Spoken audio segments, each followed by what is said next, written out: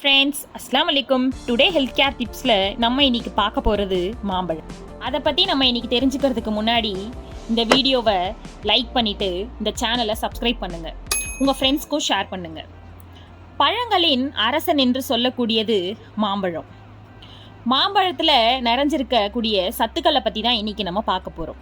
பழங்களின் ராஜா அப்படின்னு சொல்லும்போது மாம்பழம் அப்படி தான் நமக்கு ஞாபகம் வரும். முக்கனி அப்படின்னு சொல்லும்போது மா, பலா, வாழை. அதில் மாம்பழத்தை பற்றி தான் இன்றைக்கி நம்ம பார்க்க போகிறோம். ஏப்ரல் மாதத்துலேருந்து ஜூலை மாதம் வரைக்கும் மட்டுமே கிடைக்கக்கூடிய சீசன் பழ வகையில் ஒன்று தான் இந்த மாம்பழம். மாம்பழத்தில் வைட்டமின் ஏ உயிர் சத்து நிறைஞ்சி இருக்குது.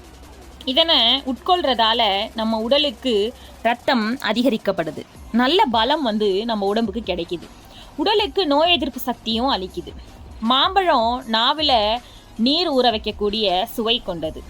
உடல் ஆரோக்கியத்துக்கு தேவையான பல அருமையான குணங்களை கொண்டது தான் இந்த மாம்பழம். மாம்பழத்தில் நிறைய ஆன்டி ஆக்சிடென்ட்ஸ் இருக்குது. இவை இருதய நோய், விரைவில் முதுமை அடைவது மற்றும் புற்றுநோய், கேன்சர் போன்றவற்றிற்கு காரணமாக இருக்கும். உயிரணுக்கள் சேதமடையாமல் பாதுகாத்து அவற்றை சீராக வச்சுக்குது. மேலும் மாம்பழத்தில் இரும்பு சத்து மிக அதிகமாக அடங்கி இருக்குது. கர்ப்பிணி பெண்களுக்கு மாம்பழம் மிகவும் நல்லது. அத்துடன் இரத்த சோகை உள்ளவர்களுக்கும் இது நல்லது. ஆனால் நாள் ஒன்றுக்கு எத்தனை சாப்பிடணும் என்பது மருத்துவர்களிடம் பரிந்துரை செய்யப்பட்ட பிறகே இந்த மாம்பழத்தை நாம் எடுத்துக்கொள்ள வேண்டும். வறண்ட தோல் சருமம் வறட்சியாக காணப்பட்டாலோ, செதில் செதிலாக உதிர்ந்து காணப்பட்டாலோ மாம்பழ துண்டுகளை அந்த இடத்துல சுமார் 10 நிமிஷம் வச்சிருந்து பின்னர் கழுவுனா நல்ல பலன் கிடைக்கும்னு சொல்கிறாங்க. அஜீரண கோளாறு பிரச்சனைகள் உள்ளவர்களுக்கு மாம்பழம் போன்று உதவுவது வேறு எதுவும் இல்லை. வயிற்றில் அமில சுரப்பு போன்றவை உள்ளவர்களுக்கும் நிவாரணம் அளிப்பதோடு சரியான ஜீரணத்துக்கு உதவுது. எல்லோருக்கும் பிடித்தமான பழம் மாம்பழம்.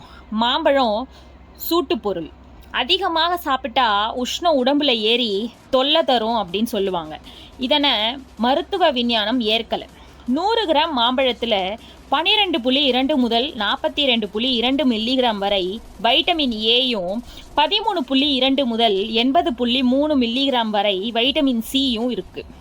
தினமும் ஒரு மாம்பழம் சாப்பிட்டா இந்த 2 வைட்டமின்களும் எளிதாக நமது உடலுக்கு வந்தடையும்.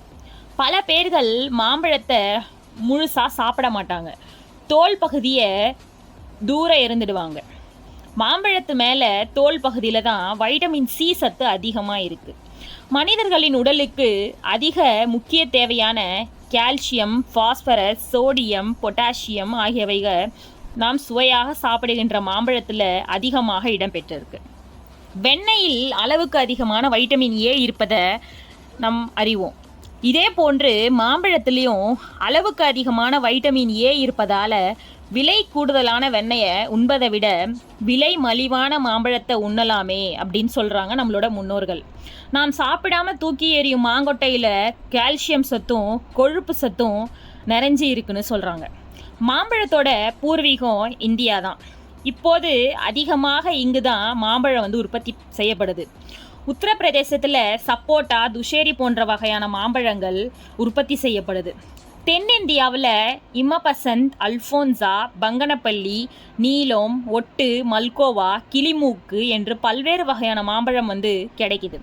அதிகமாக சாரும் நாரும் உள்ள பழங்களில் இருந்து தான் சட்னி மற்றும் பழ ஊறுகாய், ஜாம் ஆகியவை தயாரிக்கப்படுது. நன்றி ஃப்ரெண்ட்ஸ், இந்த வீடியோ உங்களுக்கு பயனுள்ளதாக இருக்கும்னு நினைக்கிறேன். இது போல் தகவலை நீங்கள் தெரிஞ்சுக்க மறக்காமல் நம்ம சேனலை சப்ஸ்கிரைப் பண்ணிவிட்டு வேறு எந்த ஃபுட் ஐட்டம்ஸை பற்றி தெரிஞ்சுக்கணும் அப்படின்னு கமெண்ட் பாக்ஸில் கமெண்ட் பண்ணுங்கள். தேங்க்யூ.